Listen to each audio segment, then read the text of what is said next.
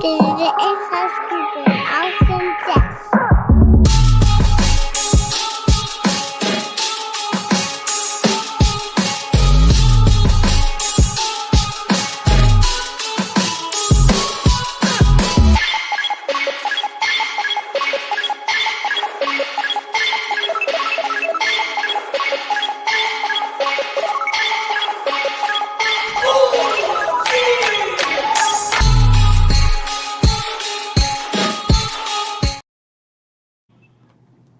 Welcome, everybody, to another episode of Inside Scoop with Alex and Jeff. I am Alex Dingman. I am Jeff Doss. What is up, guys?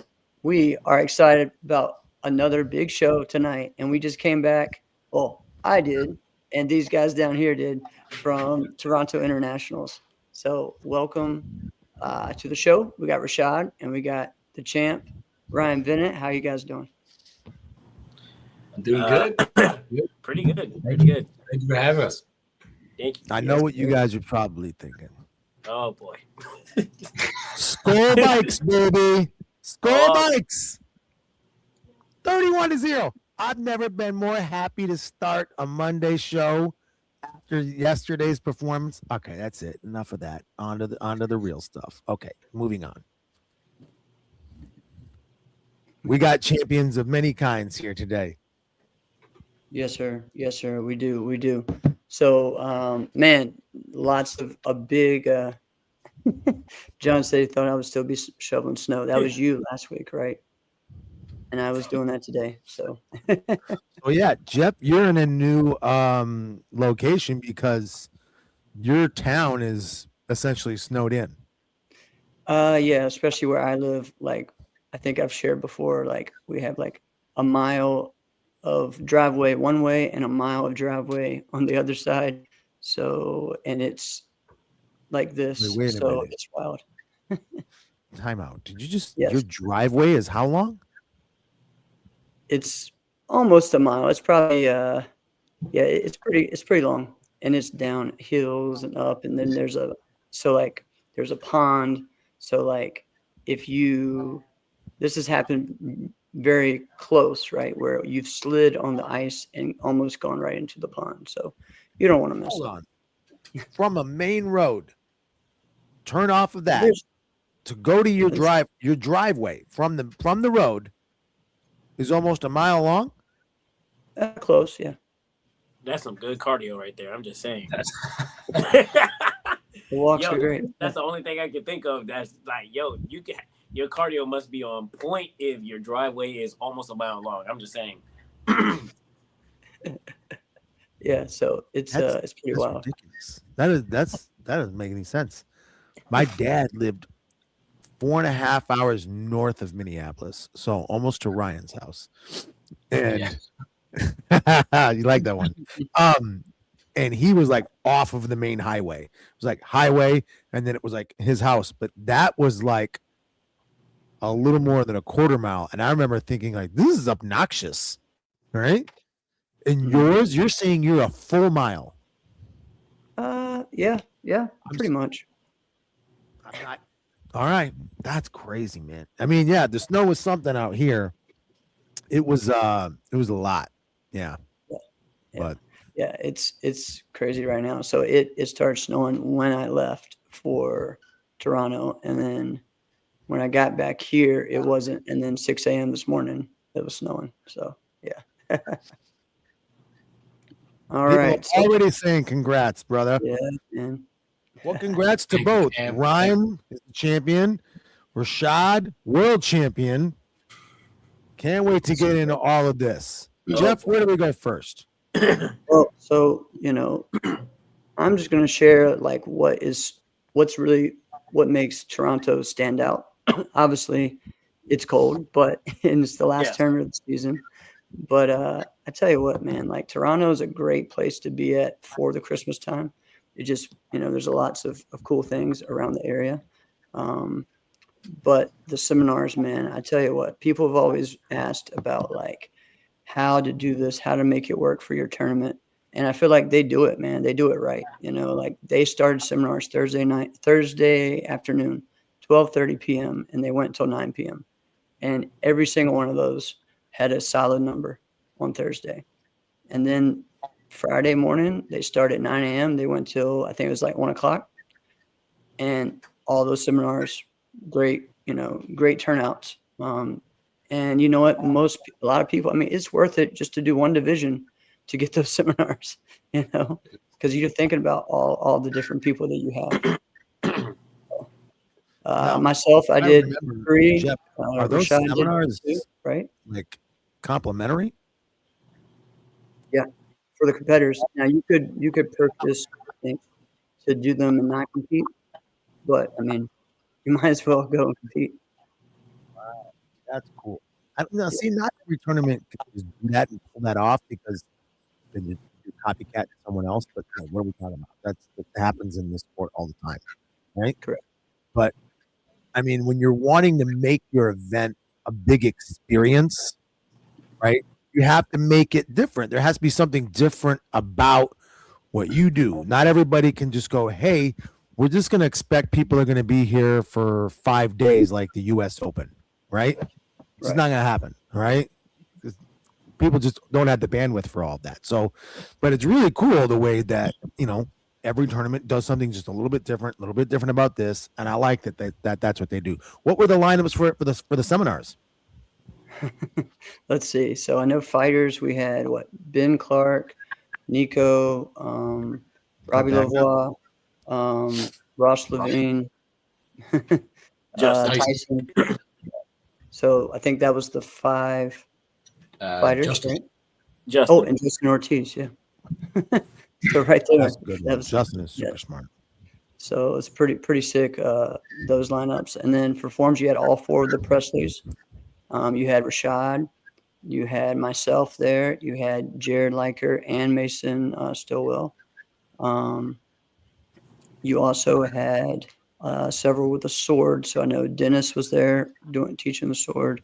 You also had Julian Schumann doing the sword. You had Rose doing traditional bow. Who else am I missing? Is anybody else? I think I got most of them there. Rashad. Joe Troya. Yes, there we go. Joe. Joe was the other one teaching the tricking. So yeah, it was a big lineup. It's like so much to remember. But yeah, it was awesome, man. So this is my 3rd year doing this, and every year for me, it's been exciting just because the numbers keep getting bigger and better. And again, for something like Korean forms, which in Canada wasn't necessarily the thing that there was a lot of, and now it went from, I think 1 year I only had it was like 5 people at one of my seminars, and then everyone was at 20. So that's huge. A big, wow. A big growth over the last few years. So yeah. What were your guys' takes on the seminars? I mean, I thought the seminars, they were good. I did Tyson's seminar on Thursday.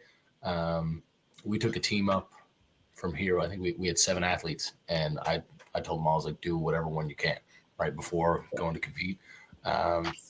We've had Ben down a lot. I told them to go to Ben's if they wanted to do it, but try and get new names like Tyson, Ross, Justin. I was like, new people to go out and go do. I did Tyson's. Tyson was good. I was going to do Ross's Friday, but then my ankle's been jacked up the last little bit, so I didn't want to mess it up in the day of competition. So I sat back, watched it, and took it in from the stands. Yeah. Definitely. How were your attendees, Rashad? Yeah. Say it again. How were your attendees for your seminar? Believe it or not, it was pretty good. This is my 3rd year doing the seminars with the Politis. They've done a great job. And I'll tell you my experience for the first year. First year was nerve-wracking because I wouldn't say it's my first time doing something like this, but it was technically my first time being in a lineup. I take that back. It's not the first time being in a lineup of seminars. Somebody's going to kill me for that one if I said that. But I already know who was going to say that. But it is something totally different as far as doing it at a tournament. I will say that. So the first time was nerve-wracking. The second time, it got a little bit easier. The third time was, I don't want to say a piece of cake, but I automatically knew what to show. Obviously, not something that I've shown in the past 2 years that I've done it at this tournament. But it was definitely good. And on top of that, I look at for people that never been to this event and want to go to this event next year and want to be a part of the seminars. Think of it like you're in a classroom. You go from reading to math to PE to chess. If you already know what I'm talking about, you know what I mean. Yeah. It is something to learn about, and it's something to be very open-minded about. So be very open-minded, empty your cup to learn something new. So that's just my opinion. And to answer your question more about it, my seminar has been good with the kids. I tried to do something a little bit different, show something different that is out of the ordinary, out of the norm for what we usually do at seminars. So it was pretty good. Yeah, definitely a lot of fun. So, I mean, kudos to those guys for doing what they do, because I think that makes really their event different. And also, they get a lot of the local competitors, from the Canadian area that we do not see at a lot of the NASCAR tournaments. So the other thing that happens at Toronto is seeing different people in the limelight, in the night show, making the stage, winning the grands, getting their first taste of what NASCAR is, and then, being like, okay, well, I'm going to go to AKA now. I'm going to go to that next. I'm going to go to Rhode Island now. So definitely cool to see that. So let's go with Ryan. Let's talk about your experience this weekend, man, as you were one of the high performers of the weekend. I mean, you came in with a mission, right? Yeah, I did. I was looking to finish the year off strong. Coming off of it was diamonds. I didn't do what I wanted to do in diamonds, but I figured coming into Toronto would be better. I know that I worked. I told a lot of people, like, warming up, I worked too hard this year to lose this one, and I needed to come out and then do what I did for the weekend. It was definitely good. Like the what was the good match? I think my best fight, like closest fight, was definitely the night show for the heavyweight with Dante. Dante gave me the best match of the weekend. Yeah. I fought Dante a couple times, but it's always a good fight with Dante. I was up. I think it was up by like 6, and Dante came back, brought it within 1, and I was like, okay, I can't lose this right now. I can't bring it back. So he gave me a good fight, but it was definitely a good weekend. What I wanted to do. Well, you definitely improved your game. Yeah. What would you say is something about your fighting game that has improved over like this year, that you're like, all right, this was a knock on me and I've definitely leveled this up? I think definitely what I've improved is my spacing, because as you guys know, I'm from an island, Newfoundland, and there's nobody my own height, size to spar. But there's not many people your height and size in general. Right? You live here in Chicago. True. I got Jacob Roach. He's up in Quebec, but I don't know. He's in Montreal. Yeah, but I think one of the things that helped me the most this year was summertime. I went away for a month. I moved down. I stayed with Bailey for like 3 weeks, and then I moved on to Ottawa with Ben for a week.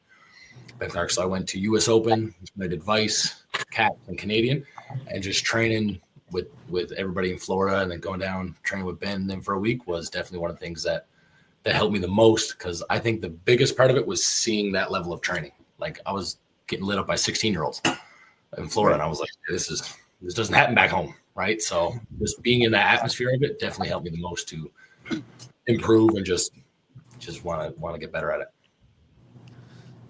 It is weird when you go into a new space and you're like, why do you guys do it like da-da-da-da?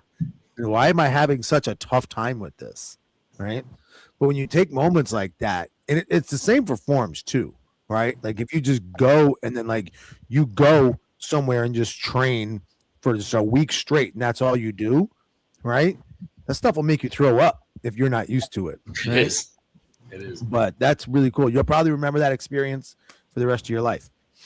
Oh, I won't forget it.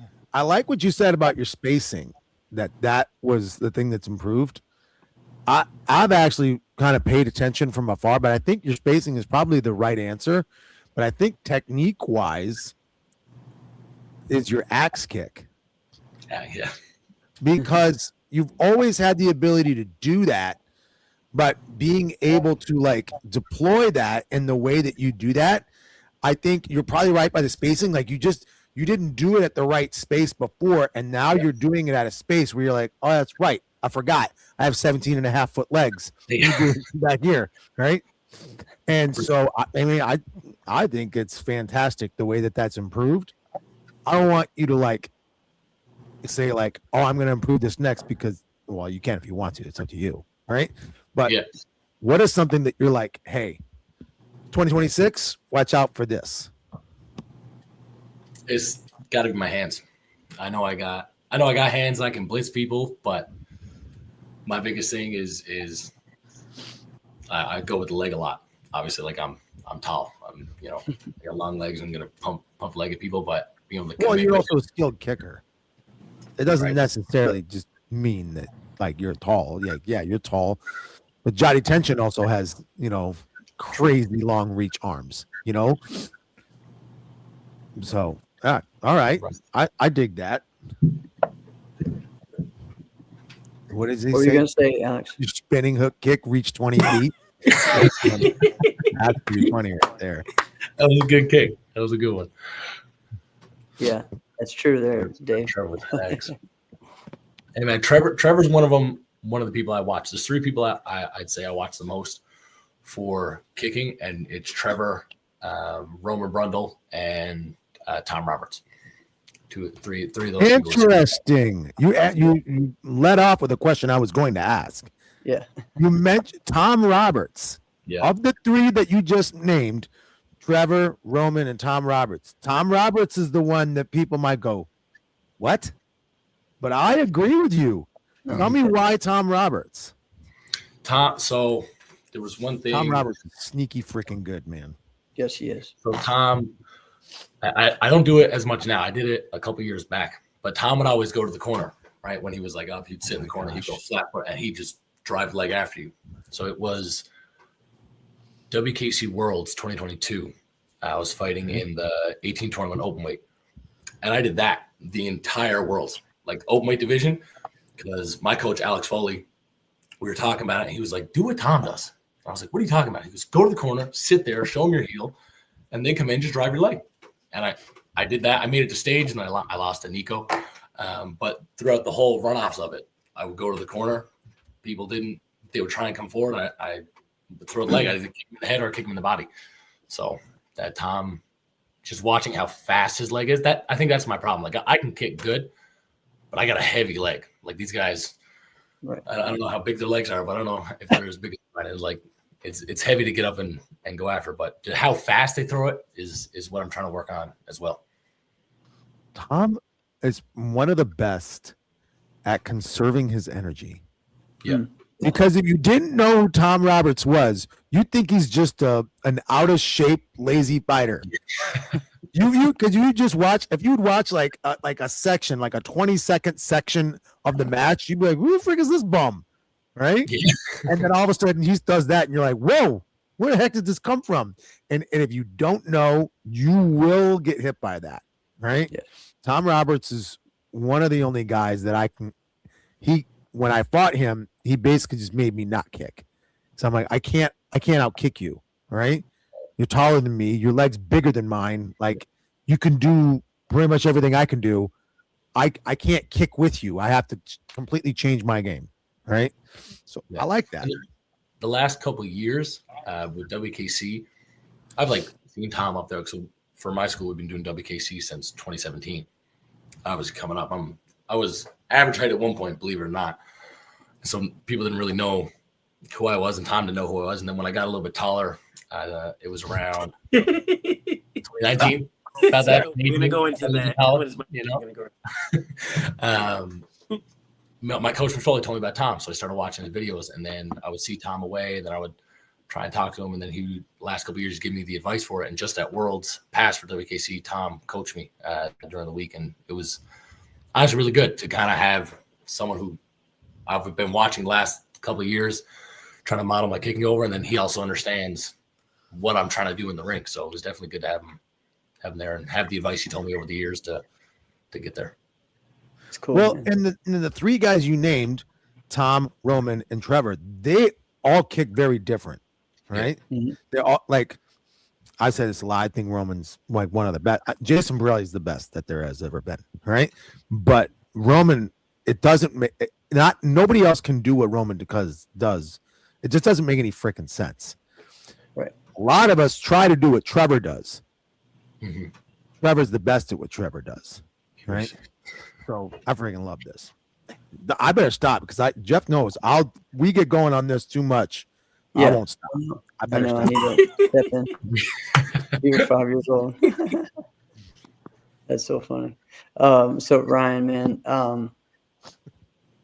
what was all right? You said your best fight, the best fight of the weekend was your last one with Dante, right? And you won the open weight, you won the heavyweight grand, you won team fighting. So making it happen in Toronto.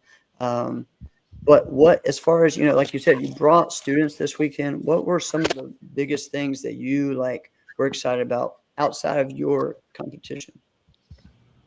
I would honestly watching my students compete in their first NASCA, because as a school, we've never taken, well, that's a lie. Sorry. We did US Open 2015, but that was forever ago. Right. So the new generation kids now, they've done WKC the last, obviously, 10 years. We've done it, and whoever comes through and passes through. But I think it was last year when I started doing NASCAs, I came back and I talked to my instructor, Mr. Foley, and I was like, hey, we gotta start doing a couple of these. Like, the rule set is different, the fighter's different, the level is different. So coming back. What do you mean the rule set's different?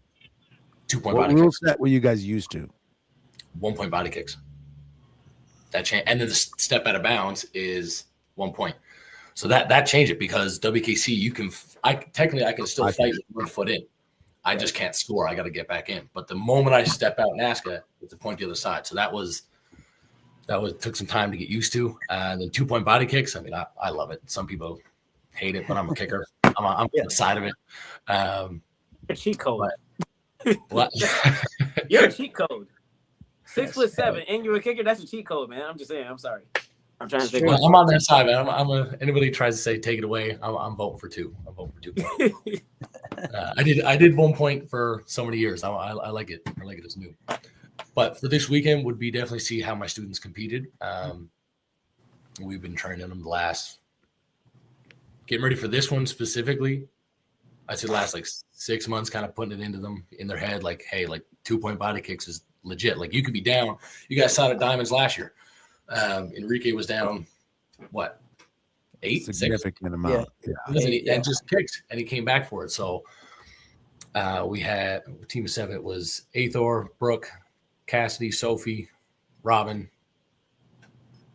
Alex Birmingham. I think that's everybody. I hope I'm not missing it. If I missed you guys, don't beat me up in class tomorrow. But to see how they competed, and it was good. A few of them won their division. Robin won the girls 16-17 tall division.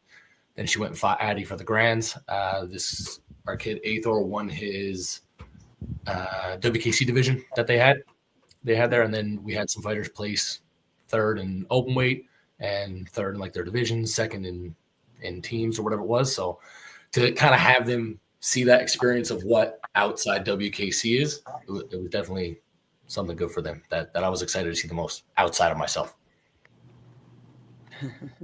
That's awesome. That's awesome. Ben had the best question you could have right now. Oh, I want to know too, Ben. Rashad, what shoes do you have on? I'm at the karate school right now, so I have no shoes. Yeah, don't do that. Do not show us your feet. I had because I had to switch my shoes. I had to put on slides. I had just regular. You probably make custom slides anyway, though. No, they're not custom slides actually, but they were Jordan 1s, yin yangs. Keeping it very simple. It just listen. Over the weekend was kind of rough for me sleep wise, because I would say that I flew in from Abu Dhabi on Monday, stayed in Miami to work Tuesday and Wednesday, and fly out to Canada on Thursday. And it was just kind of rough on my body. So when I got home, just overall summer. When I got home, I slept, and then I just woke up. I just picked up the first pair of shoes that I saw in my sight, and it had to be in the Jordan. So Dude, that has got to be so rough on your body. yeah, I yeah. would say. I would say. I don't. I No. honestly, I'm gonna shout this person out. I don't know how Bailey does it, and especially last year because he did a seminar in Africa. He had a layover in Dubai, flew from Dubai straight to Toronto, and competed that same day, and won. Yeah. I don't know how he does it. I'm being Dude, he told me last year, I asked him, I was like, you doing Toronto? He's like, no, I won't be there. I'm sitting up in the stands. My sister came to watch me compete. I'm sitting up next to her. I see this dude up with a hood sitting up in the stand. I was like, who's this guy over here? I walked up, I was like, Murph. I was like, what are you doing here? He goes, they gave me too much sleep. Dude. I was like, go to bed, man. Comes out and just wins the thing. I was like, bro, this is too much. What I I don't don't know how he understand does it. is we all have routines. When we're performing at our highest level, we have a routine that we have to do. All right. And our routine is specific for competition week. Right. Like, all right, Monday, I'm going to do X. Tuesday, I'm going to do Y. I might fly out on Thursday. That means whatever I was going to do Thursday or Friday has to be done before that point. What I don't get, because I've never been this type of competitor, Rashad, you just explained that you're doing this. Jeff, I know you do it, right? How do you plan for that when you know you're gone for 2-3 weeks at a time? Like, for me, I would just think like training is just gone. Like, how do you train? I took my gear with me to Abu Dhabi, knowing that I wasn't going to fight there. Yeah. I trained with some of the point fighters just to help them warm up a little bit, like, or get the movement going. But I just took my gear with. I take that back. I brought my gear to Abu Dhabi just because, in case they forget something. Like, I just brought red gloves, red feet gear, stuff like that. So in case they need it, they have it there. But also, I did a couple movement trainings over there as well. I did Nice. well. Yeah, no, Sam, you've been all over the place the last few weeks, man. It's crazy. Man, you're young, bro. You're young, bro. Yeah. I'm about to put 30. Oh, yeah. Newsflash. Yes. What up, Ty? What's up, guys? What's up? All right, so I want to, Rashad, share just your weekend and what you thought of the weekend, and then I'm going to get into some of the sharing about some of the big winners of the weekend. You know, some of the juniors and some of those guys, because there was a lot of first-time winners or people who did some first as well, and then there was also some last. So my overall outcome throughout the tournament, I won. I'm going to post it tomorrow, but I won Elite Kata Challenge. I won first in welterweight point fighting, and pretty much second place in musical weapons and creative bladed weapons. Everything else is just fourth place pretty much. I had to bow out of some categories just because it was I don't want to say it took a toll on my body, but my body wasn't reacting the same. Like, I have asthma, if nobody knows that. I just don't make excuses. If you see me running all the time, that's why I'm trying to fix it. But yeah, I have asthma. My asthma was acting up, and then I tried to push through it. But the moment that my body started shaking, and the fact that I was using it too much, I had to, I was being smart this time. I had to cut so many categories at that point. Damn. Yeah. Yeah. Like, I only did the weapons and fighting. Everybody knows me that I was ready to do open weight forms. I literally bowed out of forms and fighting just because my body wasn't the same. Wow. For my own sake. Now I have a break. I have time to fix that up until Chicago for sure. Okay. So I know who's watching on this stream. He doesn't like to hear the word tired. And I know he's shaking his head right now. That's all I've got to say. But the next day, like I said, I did take first in welterweight point fighting, which led me into the light welterweight grand champion. I went against Jace. I cannot pronounce his last name for the life of me. Please don't get me for this. It was I want to say it was a technical fight, and I was very comfortable with it. I did my best, but there was mistakes that I make. Everybody makes mistakes. So again, I have this long break up until Chicago to fix that, to fix a lot of things. But overall, like I've seen some good winner. I've seen some I don't want to say upsets, but some really good wins. Like for instance, Musical Weapons, Hamza Taya. Yeah, Hamza. We had a tie. We actually had the same score in different placements, but I don't know how to explain it. He got the win. I'm not mad at it. It was a solid win for him. Same thing for Creative Bladed, a Canadian native named Adrian. He won the Creative Bladed as well. So those are the two like recognizable categories that I could think of that are actually like, I took a fair loss. Word. And going into the finals, I'll say for the men's forms, it was AKA versus AKA versus AKA, and shockingly, surprisingly, because it was actually a toss-up. Christos, Yeah, it was. which again I cannot pronounce his. I don't think anybody could pronounce his last name. No one can Let's not pronounce try. Christo's last name. No. I'm not even gonna try it. He told me to. That's the crazy thing. I'm very sorry. He won with, honestly, I don't. It was a great Venom form. Like his soundtrack was Venom, and it was very, very well choreographed. I even told him. I told a couple people. It felt like I was watching a whole movie in 2 minutes.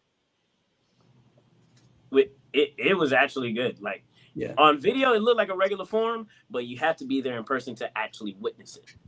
Yeah, exactly. Yeah, it was really cool. So he's been killing it lately. You know, we were in Germany together for WKU.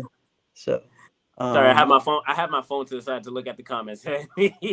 You already know who I'm talking about when I said that. I'm not saying yes, that. Ojaba. Rashad, I want to give you a random compliment. Okay, go for it. So, ever since Tyreek was on last, right?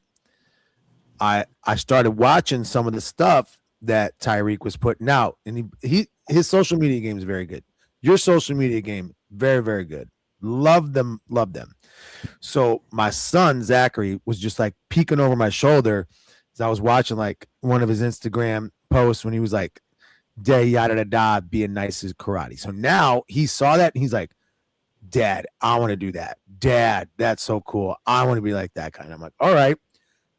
Today, he watches the video because he's peeking over my shoulder where you duck under and hit the dude with the back fist, and he's like, "Dad, I want to do that." And I'm like, we'll pump the brakes. You don't even know what a back fist to the body is, let alone try to duck underneath a kick. And then you know. And he goes, "Dad, I'm going to do it today. I want to do." And I'm like, "We're not going to try it." This fool tries it, right? Dude, he tries a duck under back fist, and there wasn't anything to duck under. He's like crawling like this, trying to back with someone in the face with his face down by the ground. And I'm like, "What are you doing?" But he wanted to do it like you were shot. That's why. I was like I said, random compliment. That's awesome. Thank you. You're welcome. That's so cool. I tell you, one of the other highlights for me watching all weekend was the women's weapons grand championship, right? And all three girls from the same team in MAC, same school, but it, turned out, they nailed their forms and runoffs. But you know what? It's a little different on stage. But the high intensity, the high difficulty that all three of them do is crazy. And then Marianne, I always mess up on their names, so I asked for some help earlier. Dion won the CMX weapons grand, and man, her bow difficulty and sharpness and speed is pretty awesome. But yeah, all of them from the same school, so that was a great thing to see. Also, shout out to Malachi for winning the weapons overall grand. He won the traditional and the Boy, he made history. That's all I'm saying. What did you say? He made history. That's all I'm saying. Yeah, man. He all of what you wanted. He made history. I'm saying it loud and clear. Simple as that. He's also moving up, I believe, next year. So Yeah, he's going to the adults, right? Malachi? No. He's going to 14 Oh. to 17, buddy. Who am I confusing? Don't know, but that is. Let's move on up. Sorry, Ibrahim- Malachi. We're moving up, bro. Moving up to adults. Who knows? That's awesome. Oh, his mom's like yelling at you right now. Like, no, he is not. My baby. All right. So that was a big one. Also, there was another first as well over the weekend. So we had talked about, I guess at Diamonds, Noah Thomas was the first Korean division winner to win a 14-17 grand championship, or for the traditional. This time, one of my students, Peter Carrolls, won the 13 under traditional grand, but then he, with OG, then he moved on to the overall and won the overall. So that's the first time that someone 17 and under has won an overall after winning the Korean division with a Korean form. So that was huge. And it's crazy. It was his second time winning the division ever all year. He's been trying to do it. He's just been persevering, had a rough go at WKC and came here and did it, man. So again, made history. And then again, while we're on the Korean track, so we know that Korean Challenge is going to be a NASCA division next year. So because of that, things are going to be changing. Finally. So yeah, I mean, we've been working our butts off to get this going, right? But the bittersweetness of it is that this is probably the last time that you will see a Korean Challenge final head-to-head on stage. So because of the way that, now it's just going to be a runoff spot. So that part, there's good and bad with all of it, right? Anytime. So I'm hopefully that in the future, some things will change for that. But so for me, it was a big thing to make sure I'm going to be up there doing that for possibly the last time, when I was also in the very first one, and a big part of it growing to that. So yeah, it could also have been my last time doing 18 plus Korean too. Who knows? I haven't decided yet what my plans are this year. But yeah. Are you breaking news right now? No, just again, there's a 30 plus Korean next year. Maybe I'll do that and I can still do the Korean Challenge and be in the 18 plus grand and the 30 plus grand. That may be the smart bet to go for two types of money instead of one. Who knows, right? Yeah. But especially for Warrior Cup, when you have a senior spot, right, Rashad? We're going to be battling for that. So, does it sound weird calling yourself a senior? You're not there yet. You still have till January. I mean, I call myself a senior for Waco, but calling myself a senior for NASCA, dang. I already accepted the fact that I'm certified UNC for the 18 plus CMX division. Okay. So it's going to be weird. And also, like, somebody else that is coming into the 30 plus forms division, Andrew Bobkis. Yeah. Yeah. They announced that today. I mean, I already knew. I already knew he was going to come. So, but they announced it today, and all I can think of is it's technically going to be another 18 plus division, but on the more experienced side, if that makes sense. And the thing is, man, is that everyone that is coming back or is going to be in it, everyone has their own style. I think that's something that's different when you get up to the 30s and 40s and you're still doing what we do. Like we all have, we last this long for a reason, because we have our own style, so it's a little different when you're in the 18. Everyone's trying to figure their style out, what that is, right? So my only thing is, can I do the 30 plus forms and weapons? I'll stay in the 30 plus forms and weapons for that tournament. Don't get it confused, and still fight in the 18 plus weighted divisions. No, you can't. Not at a single tournament. Now that's what they have said on the new rules. You can go from tournament to tournament, but so hold on, time out. So I'm sorry to cut you off. So no, this is good. Let's get into it. If I'm like, let's just say I reached down to 139, 30 years old, which there is some. Yeah.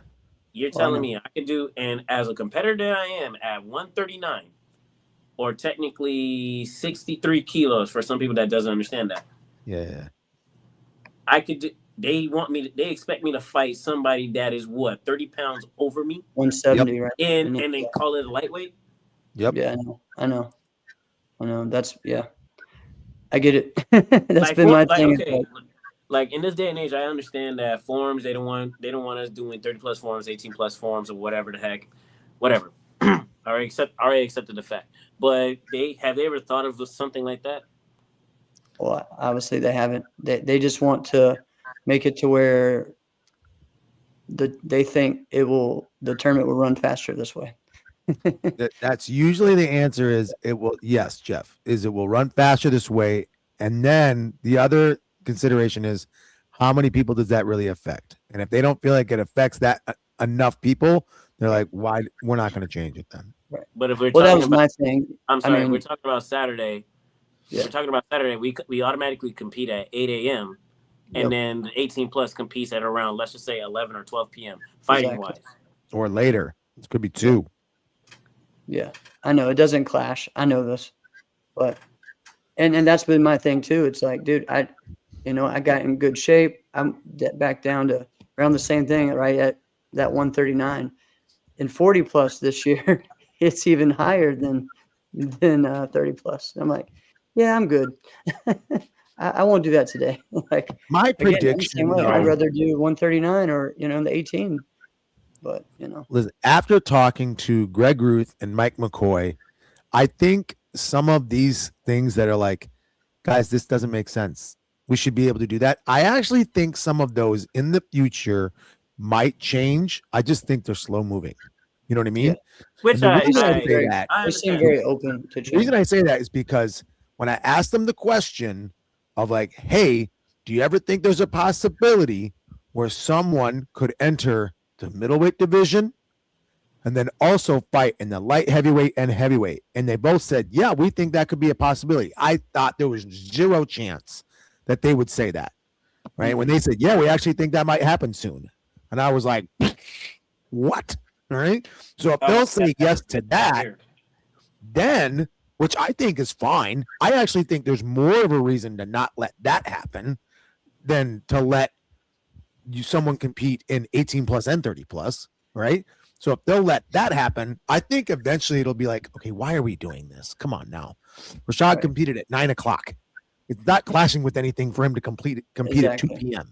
And especially especially if you use myself as an example, if I'm competing on Friday evening, and decide to do point fighting the next day in the afternoon, give my body more of a rest time for the next day. Yeah. What if we just night show is still like 2.5 to 3 hours. Yeah. But if we put something in there as a a clause in your registration or in the rules, should just be in the rules. They're like, hey, you are eligible to sign up for multiple divisions, but the division will not hold up for you. If you're doing multiple form divisions, it's your responsibility to represent yourself at those divisions. The division will run on time. It's your responsibility to show up. Then just go. Then you're the one rolling the dice. Yeah. Right? Well, I mean, it's still. Okay. I mean, this year. Unfortunately, I have to say because it may happen to me. It may happen to me, but I'll be okay with that. Yeah. Right. And then we go with that. Like, all right, I'm going to roll the dice. I'm going to give a shot. And we've done that. And I don't know about you, Jeff, it has to have happened to you multiple times, but I've had it happen to me where it's like, crap, I tried it and they ran without me, but I rolled the dice. I've done the 40 plus, 30 plus, and 18 plus, but this year the rule was very weird where it was like, okay, you can do 18 plus Korean because it's not offered in your age group. Right.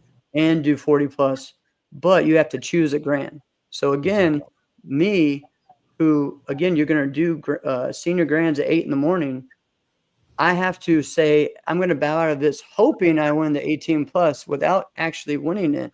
That's like and if that for some reason doesn't happen, then it's like, well, dang, I just lost my grand. It's like one of those weird things. It makes no sense, right?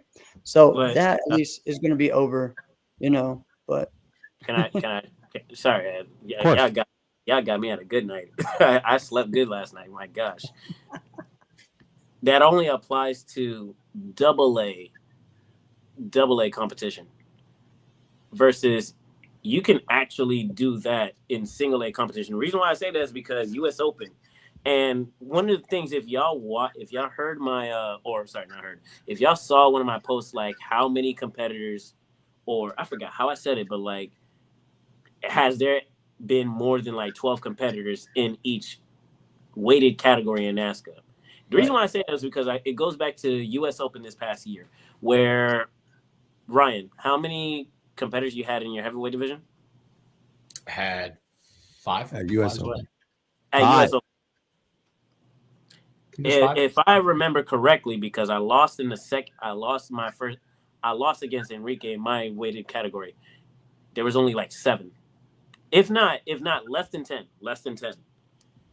The single A division had 12, and it was double A eliminations, double elimination. Sorry Double about that. elimination. Yeah.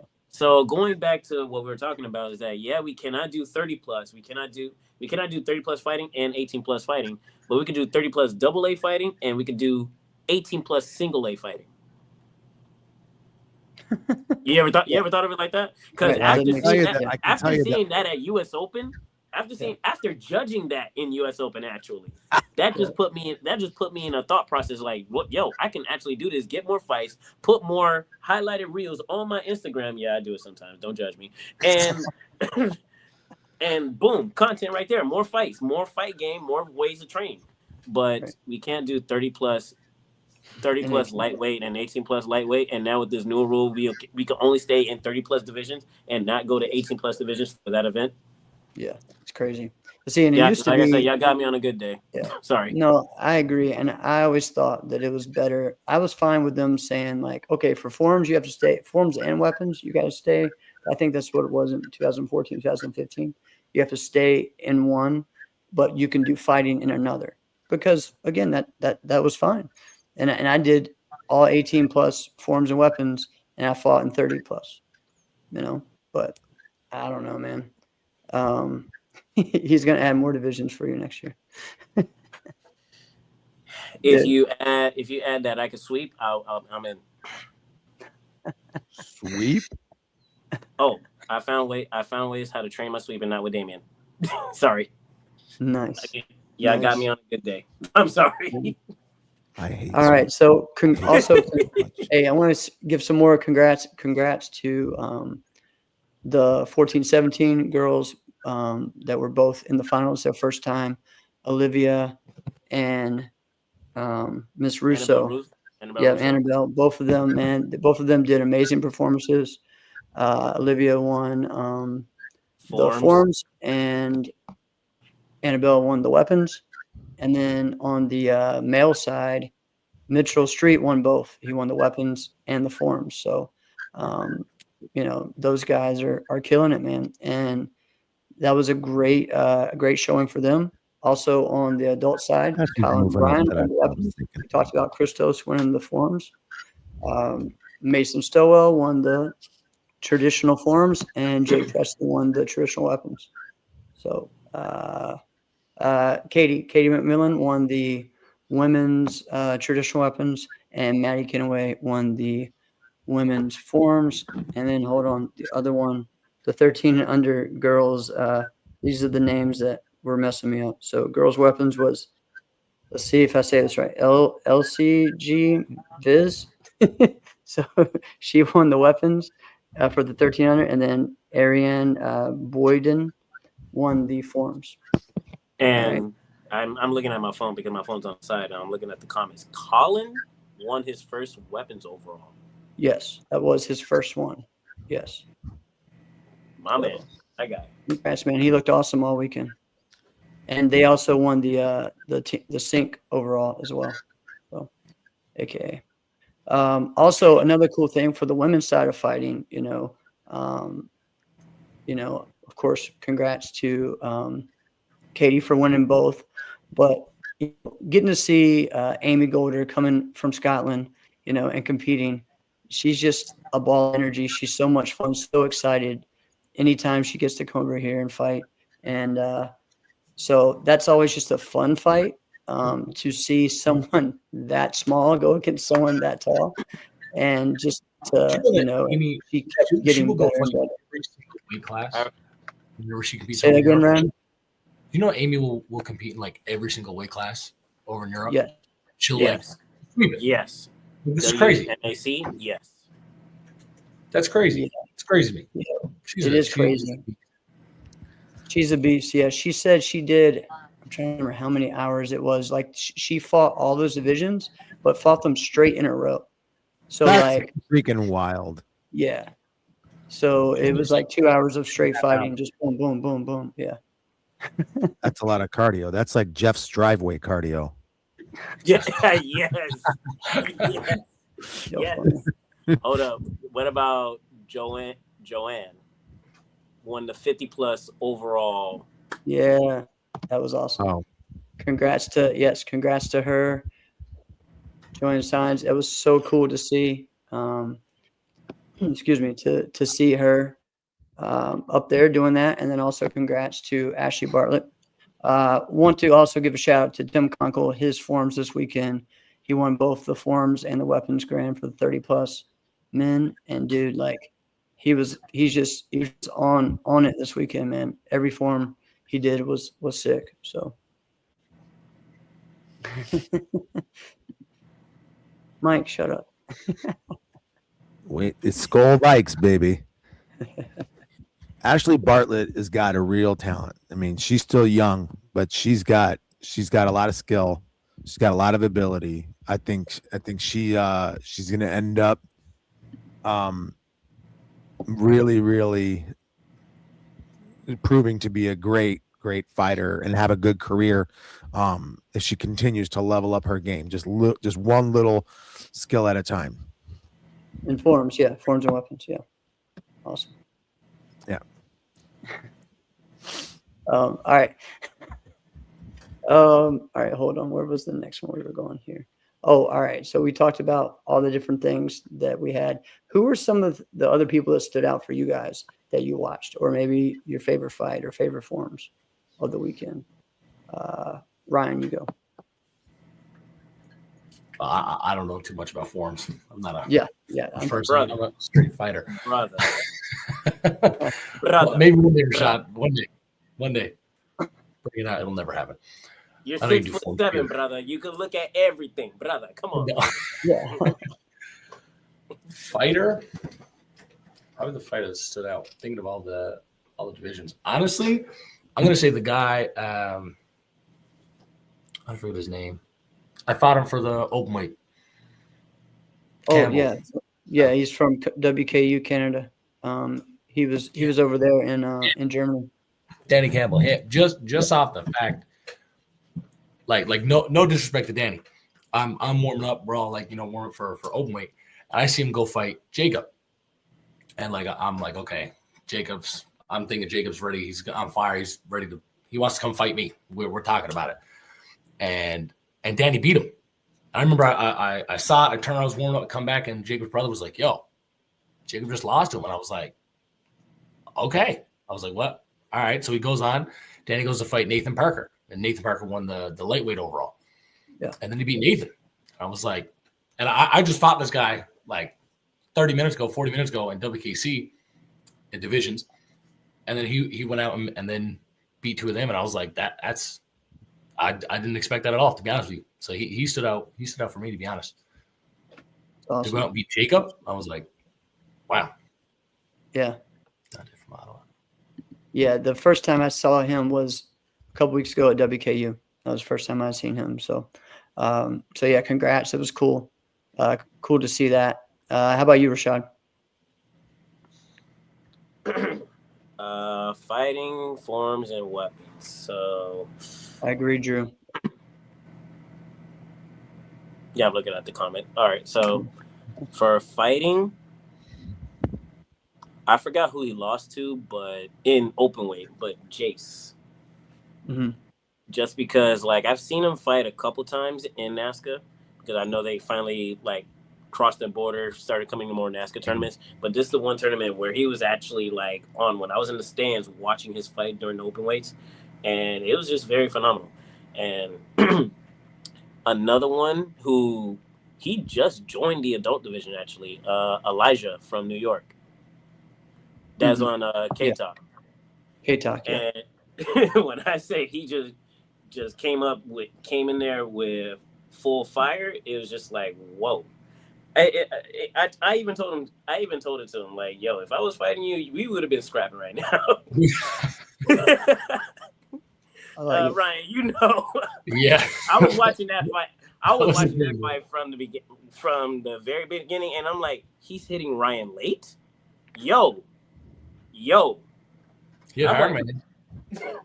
And he's taking the hits. I'm like, yo, he is straight dog. I think, here's my thing about hitting late. I think if you follow up 1, 2, 3, I don't think that's late. Unless it's like blatantly ref call break. You know what? That's fair. I think the third fight is just a flow. But anything after 3, I think that's late. So like he would hit me, he'd go 1, 2, 3. He hit me hard. But I'm like, that's a follow through. It's not. Every time I see you smile, when I see you smile after that hit, I was just like, oh, what did you walk yourself into? But you know what? He held his own. I mean, we all saw how the match ended up, but he held his own. Right. Like he was actually good. He's actually capable for it. So I give him that. For the forms, in Korean forms, I say, Jeff, you went against her. Gabriella. Gabriella. Yeah, Gabriella. Yep. Yeah, she did pretty good as far as in her Korean division and on stage as well. What form did she run? First time being on stage, so congrats. What form did she run? OG. Wait, time out. She went against you doing OG? Yeah. That's she's got balls, right? I mean, no, but I mean, I just think about it. Like, there's no one else I would think of doing OG other than you, Jeff. That's why I say that. You know what I'm saying? So to do that against you, that's crazy, right? Yeah, let's move on. All right. For weapons, I mean, I've told you about Hamza. I told you about Adrian. There's 2 actually. They're Canadian natives, I believe. I don't know about the second one, but this one, his name is Nicolas or Nico. We call him Nico. He's from Quebec. He's another guy that does double bow. Yeah. And the amount of times I've seen his growth, the times that I've seen his growth from, like, let's just say the beginning of this year to now, I actually get to witness his full form, his full double bow form. And yeah, he took second place, but it was actually pretty cool. And the second person, I actually started recently following him, like, not too long ago. His name is Evan, I believe, from Amerikick.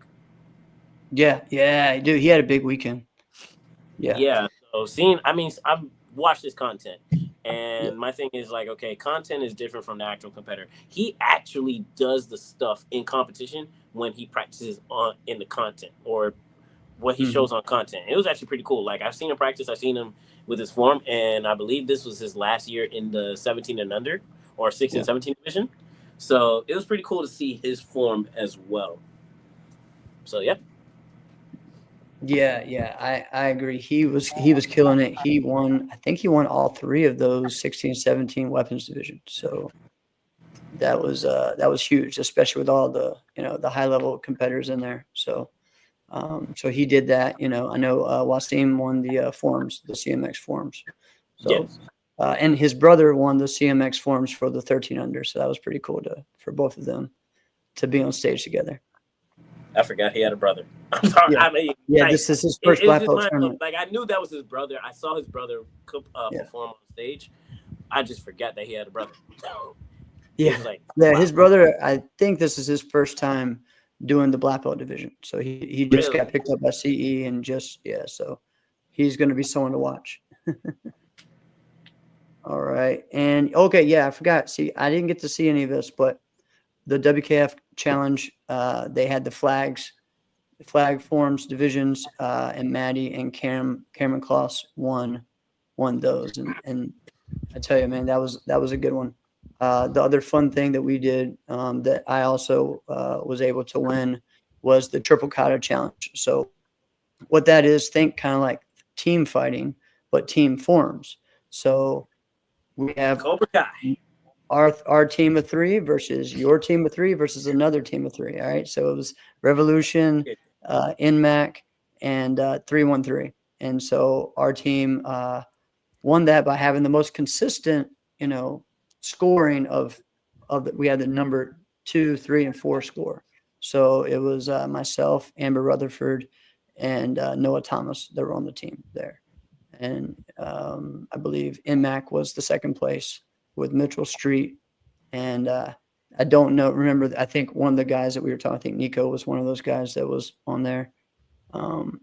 And there was another lady from Mexico that was on that team. And then we had 313 from Michigan with those guys. So it wasn't Nico. It was somebody else. I know. Yeah, I'm trying to remember his name. Bryce. Yeah. There we go. Bryce. My bad. Bryce. There we go. Bryce Mitchell. Okay, cool. Bryce Mitchell. Is that an MMA fighter? I think it is. All right. Yeah, it is. Yeah. All right. So, man, I tell you what, it was a fun event. It was my third year going. Again, I liked seeing different people, different competitors. For us on the 30+ side, this was a big event. As normally, and I think when Tim was on, normally your titles at the end of the year, they're already kind of figured out, right? But whoever won this grand, and each one was going to win the overall grand. So congrats to Tim for winning the weapons grand, because it was literally between all 4 of us that were in there. Whoever won would have gotten that title. So, and then for forums, Tim put it off to make it to where it was his own. Sam was not there, but I think he was in a tie with Sam. So, he killed that one. And there were some other people that had some titles. Like I know that Gavin Dollarheight flew up like that night, Friday. Wow. Did the one form Saturday to get his title, and then was done. So, yeah, kind of wild. Who else do we have here? I thought there was another comment on here, but man, and congrats you on the Elite Challenge. Going against Katie McMillan on that one. So yeah, did one division. What did you say there, Rashad? Oh no, I said thank you. Oh, you're welcome. All right, let's see. So Rashad, Ryan, what are your biggest goals for next year, and what's going to happen these next few months to get ready for that? Brian, I'll let you go first. Me go first. I don't know who's going to say it. I think for me is I don't think I've won except for Toronto last year and this year in America. Yeah. That was it. It was only 3. I want to win like my division in one of the bigger NASCAs, and I want to get an overall like against. I'm going to say it because Cam's in my division. Cam is up there. I want to get him because I'm 0-6 on Cam. 0-6. I haven't gotten him yet. I'll respect him on it, but I want to get him. But I would say just try and get out there more. For me, at least, just because. Well, I say more, but I did 11 tournaments this year and come from Newfoundland. That's a lot. I don't get to drive. That's a lot, no matter how many. Like if I could do a 6-hour road trip somewhere, I'd be great. I'd be loving it. But no, we gotta fly at least 3.5 hours to go anywhere. But when I started in NASCA last year, it was just to kind of get my name out there.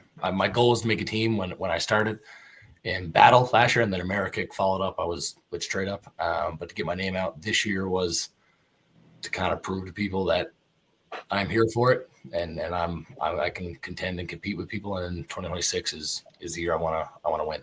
Well, I want to win all the time, but is the year I'm thinking most for. Like every tournament, I don't think I really give myself a break, and sometimes I should.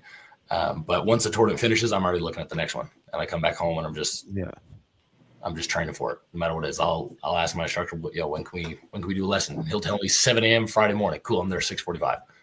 Like, tell me time, and I'm just there for it, because I got people that I have not beaten yet, and there's some other people that I got to get back. So Awesome.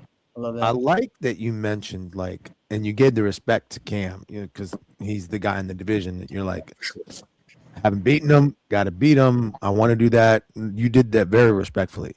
Is there anybody that you've never fought that you're like, I would like to fight this guy sometime? I haven't fought. Hmm. Who haven't I fought yet? Here's what I'll say. Whoever this is, better to think of it now than 5-10 years from now when you don't have that opportunity, because it's not about you. They may not. It's because you don't control all of it. You know what I'm saying? Jeff knows what I'm saying. All right. But is there anybody that you're like, I would kind of like to fight this guy? I think that would be a lot of fun.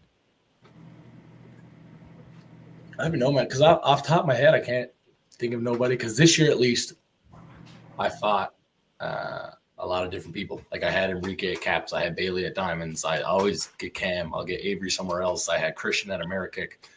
So right now, I think I had Tyreek at Amerikick, Trey. I don't know who I haven't fought or who that. I'll think on that one. But like this year, I definitely got out and fought like a lot more different styles and different people. So Yeah. Unless I'm missing somebody, I'm just Maybe someone from Europe then, maybe some Europeans. Europe too, yeah. Europe. Oh, Europe. Who am I thinking of? I think Demetrios? like that Connor. McGlinchey? Yeah, Yeah, Connor McGlinchey? he's tall. He's tall. He's a heavyweight. I would like that fight. I That would like be that one. fun. Seeing how he fights, and just it's another tall body. Like I was told, talking to Devin Hopper and Tyreek over the weekend. Like over in Europe, there's a lot more tall people to fight. Like over here, it's me and Jacob. That's who the height is, right? Right. Over in Europe, there's Connor and there's a whole bunch of Austrians and everybody else who's tall. So I was But like, there's just a lot more people. I mean, like really what we're talking about is we have America, we got Canada, we got a few Latin American countries that sprinkle in. I still feel like we in the NASCA area, we have the best talent, we have the best For sure. competitors, right? But they just have more, right? So yeah, they're gonna have more. You're gonna have this random guy from Liechtenstein who's just like awkwardly good, and you're like, where the heck did you come from? Liechtenstein, right? So yeah, They I mean, could be white too. right. I would say maybe like Demetrios. I think that would be a fun matchup. That Yeah. would be a good. yeah, I haven't fought him. True. We team fought against them in Amerikick last year. I fought Martin, and then Ben fought Dimitrios. I didn't get to match up with him, but I think now that would be a good matchup. So yeah, Dimitrios and Connor, two of those guys. I think for sure. Or the Italian Albanese Jeff Ricardo. Ricardo. Yeah, Lebanese. Ricardo. Yeah. I haven't thought of him a lot. It's mainly kickers is where Listen, I'm looking. you're just too nice, Ryan. You're just too nice. I'm a new right? Philander, man.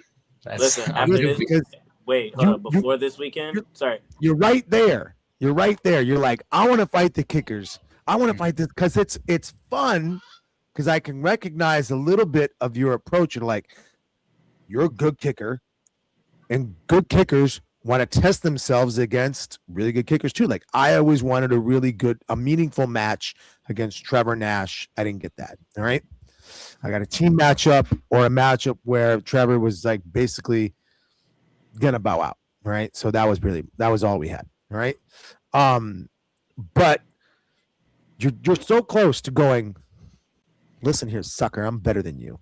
All right. But you don't say it. All right. No, I think when I'm off the mat, this is kind of just the way I'm in. When I'm in the tournament, I think a lot of my students saw that for the first time because I've been traveling a lot, and they'll see me in WKC, whatever, cool. But NASCA is different than that, right?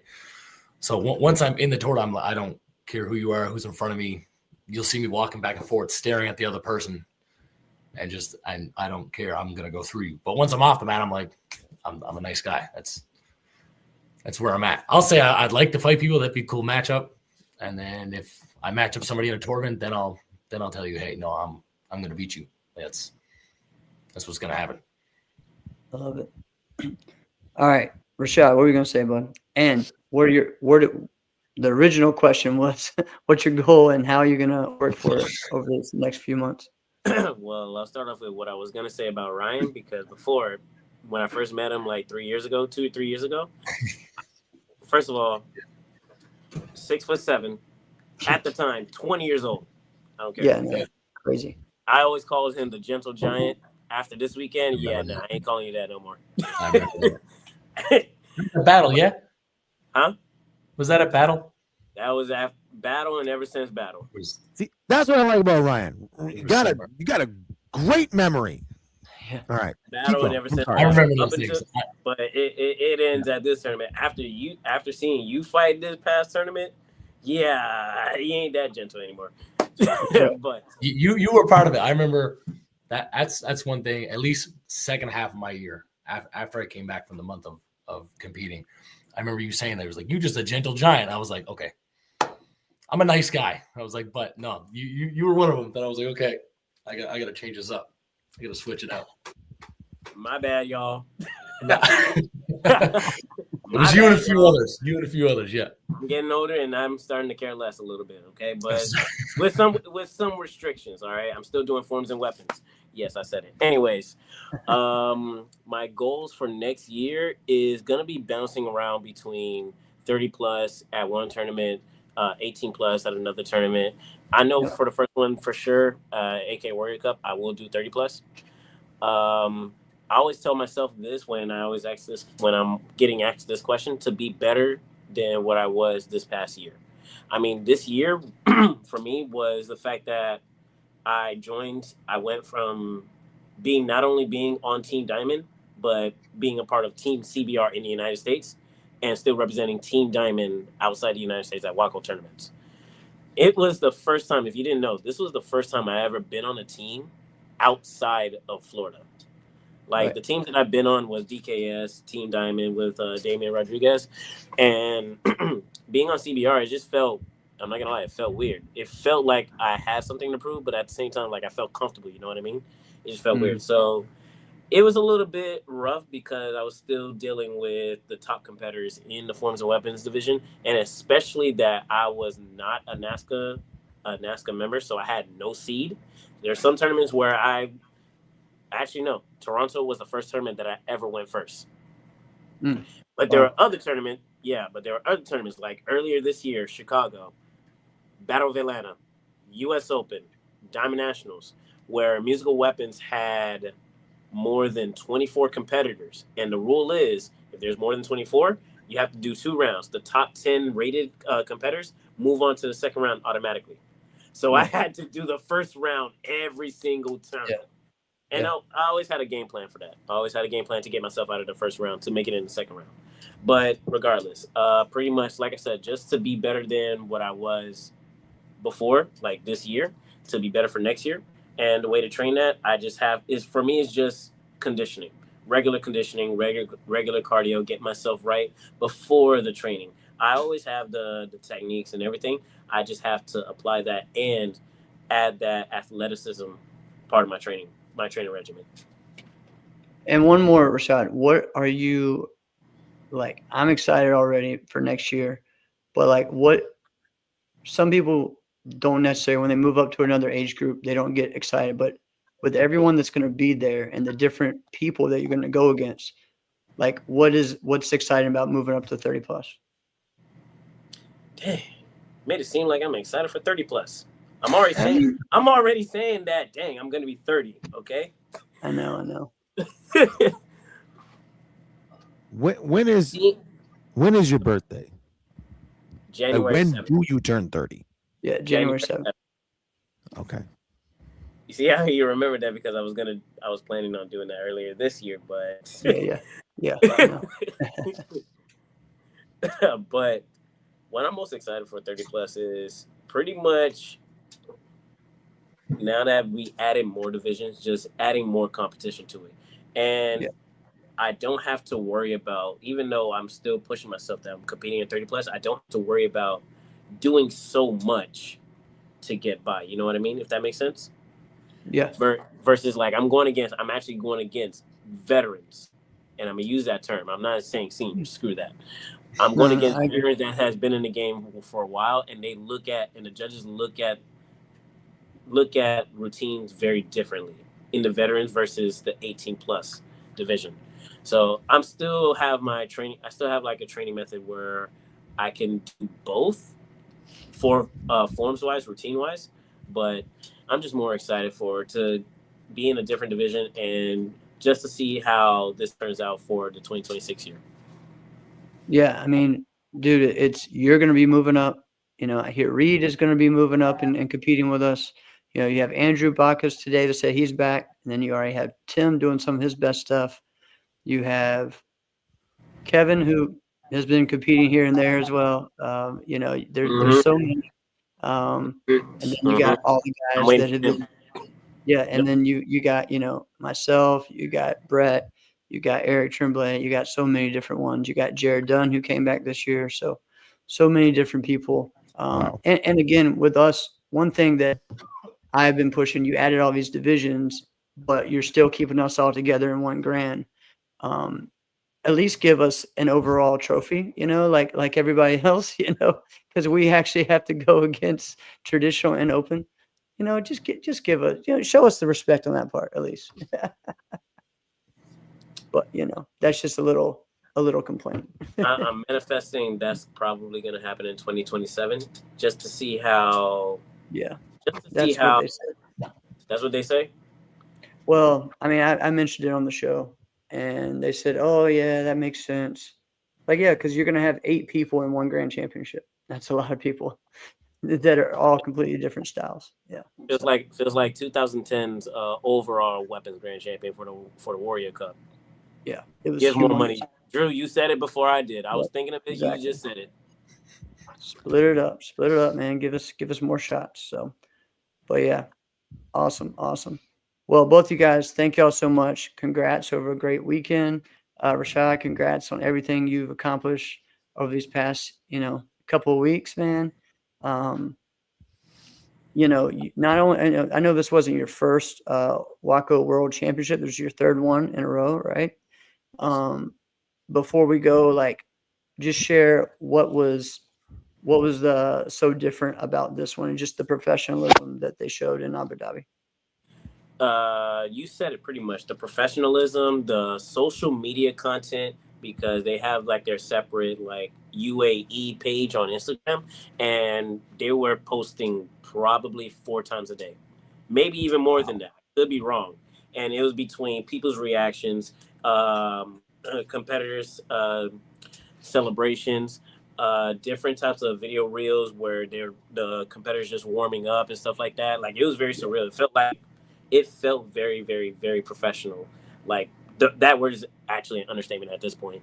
The tournament itself was featured on the sports channel of UAE of Abu Dhabi. Whoa. Yeah, so I have a video of my form that it looks like it could have been in the Olympics. I mean, technically, whoever won, including myself, won a gold medal over there. We technically, unofficially won the Olympics, if you really think about it. And what we do, yeah. So the overall experience was honestly the best world championships that I ever been to. And again, this is my third one. I haven't been to 2019. I just found out about it in 2017, technically. So it was just surreal for me. That's awesome, man. That's awesome. Now, what was the Well, country like? oh yeah. Believe it or not. Believe it or not. Believe it if you All say the it. things, huh? I said, I'll believe it if you say it. What is it? It's not as bad as you think. Just don't do anything stupid. Well, what does stupid mean? We talked about Meaning last you week. will get fined for jaywalking. Yeah, Alex, you talked about that last week because Yeah. Rob is. They have it Right. on camera. Did anybody? They did have that a lot happen of to anyone? cameras, a lot of drones. I traveled from Dubai to Abu Dhabi because my flight landed in Dubai, and there are actual cameras. There are actual cameras in the middle of the road from heading northbound and southbound, and they will actually monitor how fast you're going. I mean, one of our teammates, not going to mention his name, one of our teammates rented a car, and he got a ticket. Mm. The amount of times I've been in Dubai and Abu Dhabi for 10 days, I've only seen the police officer twice. I'm not going to mention the second time. But yeah, we only seen the police officer twice. Whoa. Okay? Because everything is being run by, like I said, drones, cameras, and radars. It's like the Matrix. Pretty much. So, like I said, but everything that you think that is a rule, that is a strict rule, it is not as bad as you think. Just don't, like, put it to you like this. The stuff that we get away with here in the United States, you can't do it over there. The silly things that we get away with here in the United States, you cannot do it over there. Okay?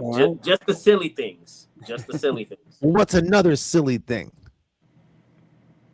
Oh, shoot. Like, I see, because I've never been there. I don't know. So, like, let's say I went to a Starbucks and I'm like, listen here, sucker, this is the wrong drink. And I start yelling and making a scene. Am I just getting cuffed and taken out right away? Possibly, yes. Not handcuffed, but you probably get fined. Or you get one of the guys saying, hey, my brother, you cannot do that. Or you will get fined for that. Like, I heard you couldn't shout or something like that. You're not supposed to yell. Right? Yeah. That's why I was wondering that. That's why I said that. So the Grand Mosque, I'll start off with that one actually, because I took a picture in the Grand Mosque. Obviously, they have their strict rules. You cannot hug, you cannot hold hands with your significant other. The biggest one for me, technically, is not silly, and I get it. You cannot throw hand gestures, meaning that you cannot take pictures like this, or this, or this, or this. You know what I mean? So me, I'm not gonna lie, I had to think differently. So I said, okay, let me take a picture like this with my hands like that. Yes, with the thobe and the head wrap on. Let me take a picture with my hands like this. One of the guys came up to me in the Great Mosque, all right? He said, my brother, you cannot do that. Please open up your phone and delete those pictures right now. I'm like, okay, I'm not gonna. Yes, I'm so serious. So I am so serious right now. I pulled up my phone. Yeah, I'm watching the comments, by the way. And I showed him the photo. I'm like, okay, delete. Right? Cool. And then he's like, are we done here? I didn't say that, but he said to me, now go to your recently deleted photos to delete the photos of Stop. Wow. I am so serious. And I say, whoa, they're actually serious right here.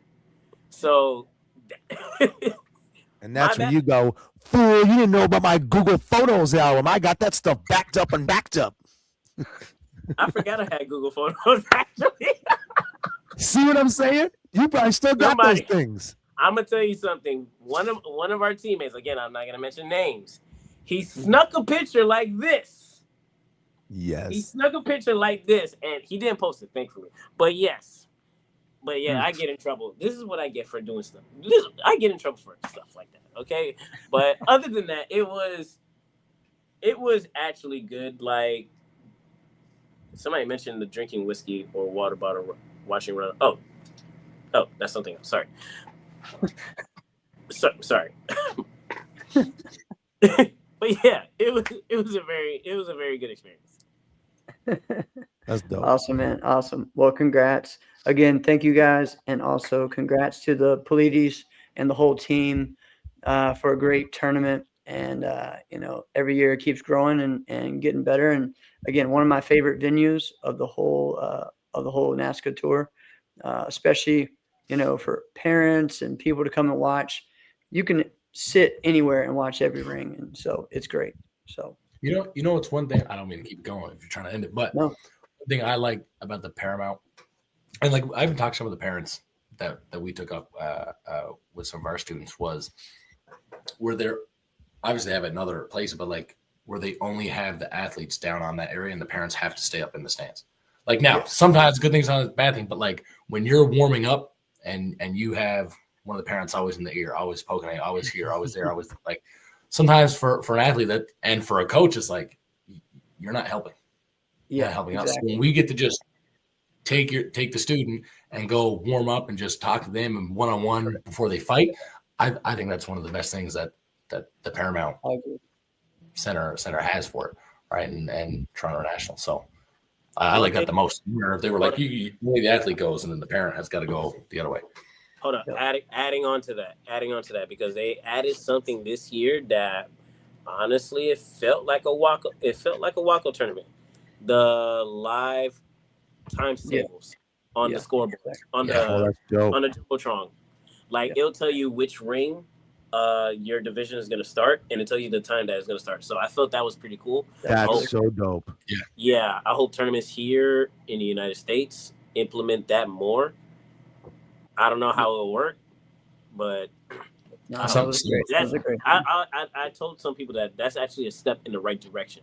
Like Wow. if you don't know what ring and what division is going to start, there you go, jumbotron. You know what I mean? That was huge. Yep. That's freaking BKC had cool. that too. And it just looked professional too. Yes. It does. Congrats, man. Congrats. All right. Ready, Alex? I am. Oh, it's a Juventex feature. All right. Shout out Juventex. All right. Yep. This has been another episode of Inside Scoop with Alex and Jeff. I'm Alex Dingman.